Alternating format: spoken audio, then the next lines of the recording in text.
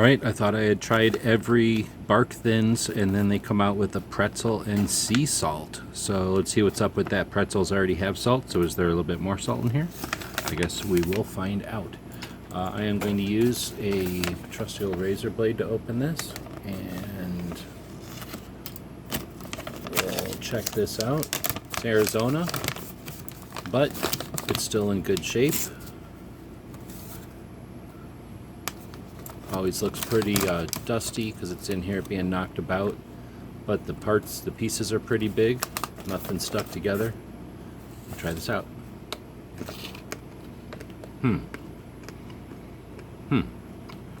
Dark chocolate. Not very sweet at all. I like that.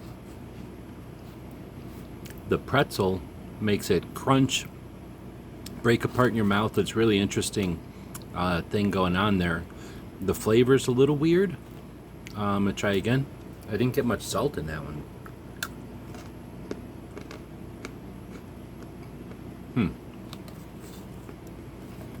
Oh, definitely get pretzel in every bite. The salt is there, but it's sort of in the background. It's interesting. I really think this is a good one. A little bit more like candy with the pretzels and everything. I'm getting a little bit of that salt now. But an interesting flavor and a little bit less chocolatey. If you're just looking for something to snack instead of something that's going to be real savory with the chocolate, this might be the way to go. Definitely more chocolate flavor than if you just went and got some milk chocolate covered pretzels.